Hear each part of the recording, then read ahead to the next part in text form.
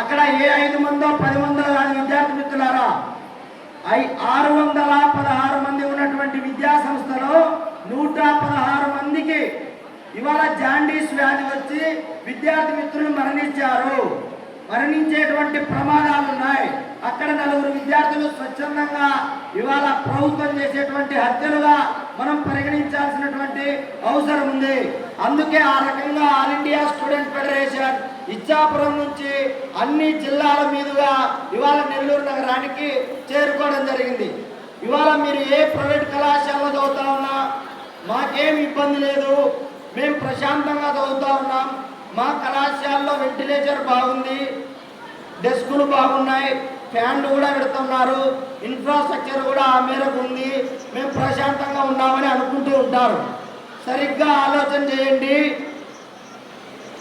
మన యొక్క తల్లిదండ్రులు నెలవారీ సంపాదన లేదా ఒక సంవత్సరం యొక్క ఆదాయం మన యొక్క జీవితంలో విద్యార్థుల చదువు కోసం లేదా వైద్యం కోసం లేదా వారి యొక్క అభ్యున్నతి కోసం ఎక్కువ డబ్బులు ఖర్చు పెడతారు.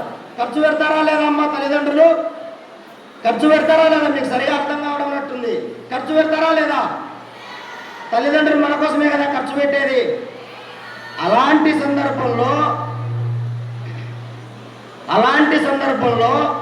ప్రభుత్వం ఎవరి డబ్బులతో నడుపుతుంది?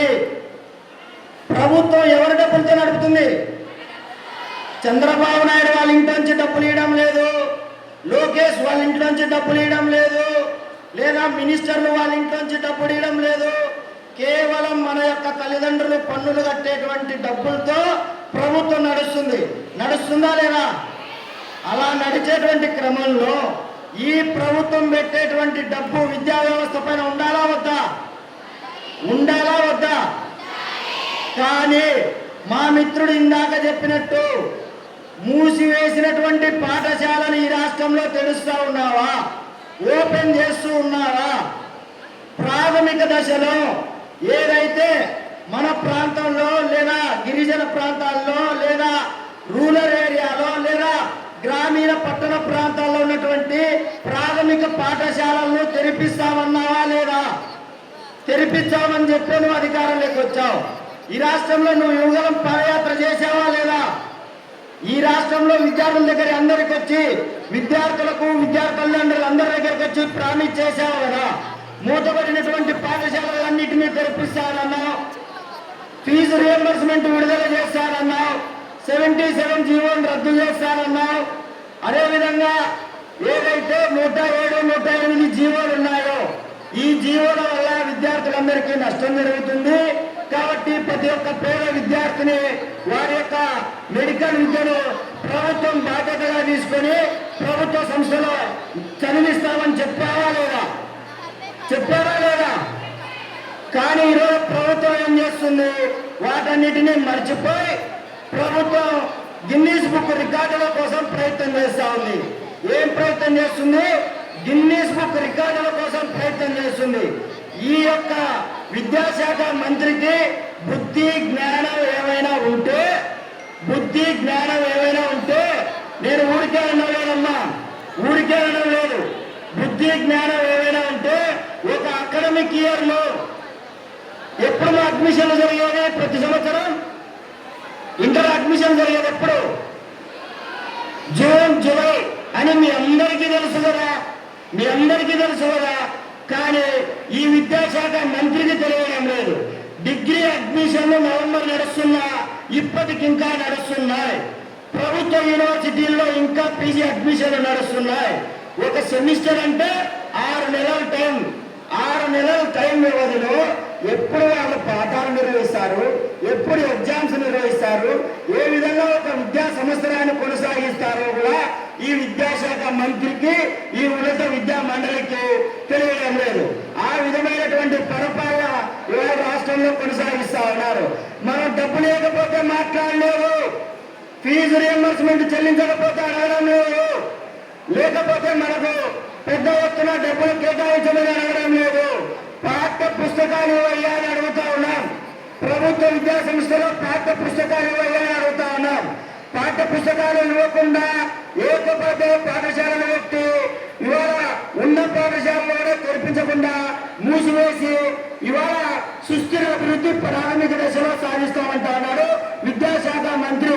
మీరే చెప్పండి, ఏ భాష నేర్చుకోవాలన్నా మాతృభాష అవసరమా కాదా? తెలుగు భాష రావాలా, పూర్తిగా రావాలా వద్దా? ఇంగ్లీష్ హిందీ నేర్చుకోవాలంటే తెలుగు భాష పూర్తిగా రావాలా కదా? కానీ తెలుగు భాష రావాల్సినటువంటి అవసరం లేదంట.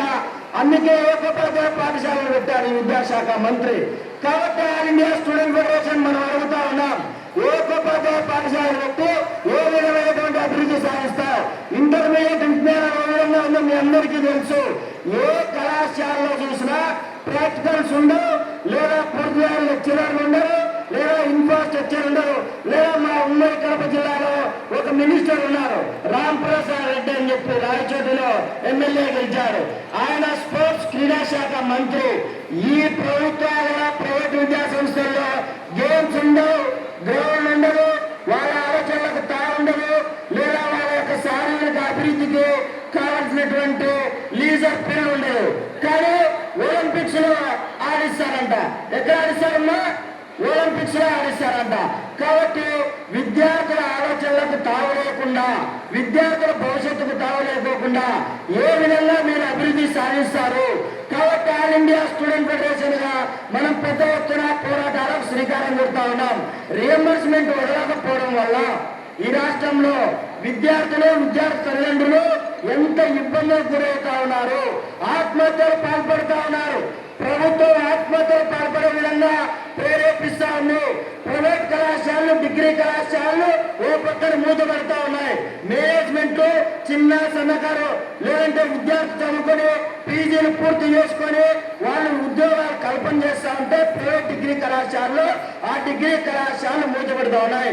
ఏ విధంగా ఈ రాష్ట్రంలో విద్యార్థులకు డిగ్రీలో చేసుకున్నటువంటి నిరుద్యోగులకు ఉపాధి కల్పిస్తారో ఈ విద్యాశాఖ మంత్రి సమాధానం చెప్పాలి. అందుకే ఆల్ ఇండియా స్టూడెంట్ ఫెడరేషన్ పోరాటం, విద్యార్థులపై పోరాటం చేస్తుంది. నిజాలకు వేల మైళ్ళ దూరంలో విద్యార్థులు వదిలేసి మార్కుల పేరుతో, ర్యాంకుల పేరుతో విద్యార్థులను మోసం చేస్తామంటే ఆల్ ఇండియా స్టూడెంట్ ఫెడరేషన్ తప్పకుండా పోరాటం చేస్తుంది. ఆ విధమైనటువంటి మీ యొక్క నియంత్రిత ధోరణికి పాల్గొట్టేటువంటి సమయం ఆసన్నమైందని చెప్పి ఈ సందర్భంగా తెలియజేస్తా ఉన్నాం. ఈ రాష్ట్రంలో పోలీస్ శాఖ విద్యార్థుల పైన ఒక నియంత్రిత ధోరణి ఇవాళ ప్రయత్నం చేస్తా ఉంది. మనకి ఎమ్మెల్యేలు లేరు, ఎంపీలు లేరు, మినిస్టర్లు లేరు. ఉన్నటువంటి వాళ్ళంతా కార్పొరేట్ మంత్రులు, కార్పొరేట్ ఎమ్మెల్యేలు, కార్పొరేట్ మినిస్టర్లు. ఈ రాష్ట్రంలో నారాయణ, శ్రీ చైతన్య, విజ్ఞాన్, విట్టు లేకపోతే కేఎల్ యూనివర్సిటీ లాంటి విశ్వవిద్యాలయాలు వెలుగుతా ఉన్నాయి.